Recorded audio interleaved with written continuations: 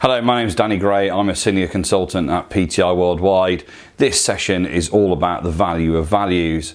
I guess it shows real emotional intelligence to understand what your core values are and, more importantly, how they affect and drive your day-to-day behaviour. We all have at our core a set of values that make us the individuals that we are, but also help to inform decisions, behaviours and reactions to different situations.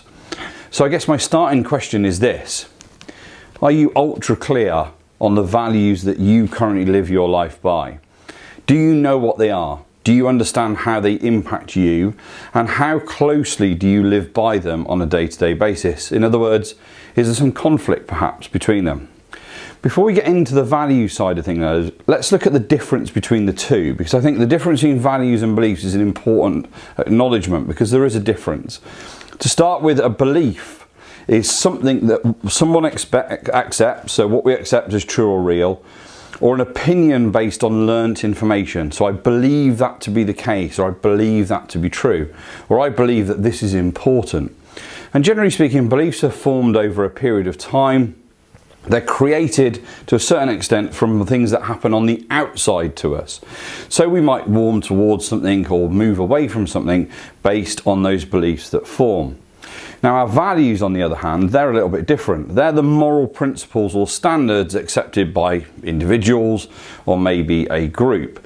So sometimes you'll see values that are collective in a group of individuals. It might be in the workplace, might be in a particular company. In fact, they may even be outlined by the organisation through their corporate or their business value framework. Now, values for me are much more about being an inside-out job. So in other words, they start from our inner. I've often pondered over where our values actually begin. They're certainly created in our early stages of life, probably passed on to us by parents or guardians or those that we spend the most of our time with as a younger person. I know certainly for me, the things that I value and cherish most of all are very much reflected in my own parents. Some would say that maybe even part of that is in our DNA. Maybe we're even born with some of those things. Why is it across different societies, different parts of the world, different cultures even, there are waves of values that are synonymous with large, millions and millions of people in certain parts of society? It could be suggested that we're actually born with them. Now, what does this mean? What does it really mean in reality? Well, I suppose the first thing is to say, well, are my values there by design? So do I create them, or have they just happened upon me? In which case, can I do something with it? So here's a few things that you can try. First of all, get yourself in the right headspace. I think this is not something you can do just on a whim, that you can do at the end of a day or at the end of a week. I think there's something where you need to dedicate some serious focused time, get yourself in the right frame of mind, get yourself in the right thought process. Next up, think about your life up until today. What's happened? How have you got to where you are? What's driven you to the position that you're in today? What are the things that have mattered most to you on this journey? And maybe start to make some notes around some of those things and some of the things that stand out for you. Third up, find your top 3 values. Think of the 3 things that matter most to you.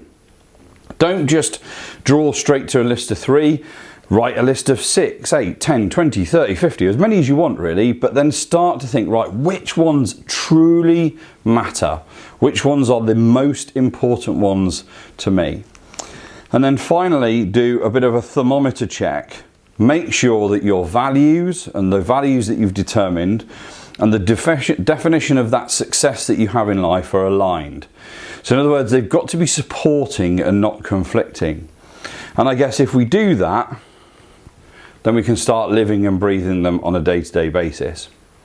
So the starting point for really understanding our values is just to take this time out, think about what it means to us, think about ourselves so far, start thinking about actually what really matters to us, and in turn where we want our focus to go, and in turn start to bring that to life. I saw this quote and I thought it was just a great example of what we've talked about on this session. The true test of a man's character is what he does when no one is watching. And how true is that? A true test of who you are the values that you live by and your behaviours that you demonstrate on a day-to-day basis. even when no one is watching. That's what makes us the person we are. For me, thank you very much. My name's Danny Gray, and I look forward to seeing you again next time.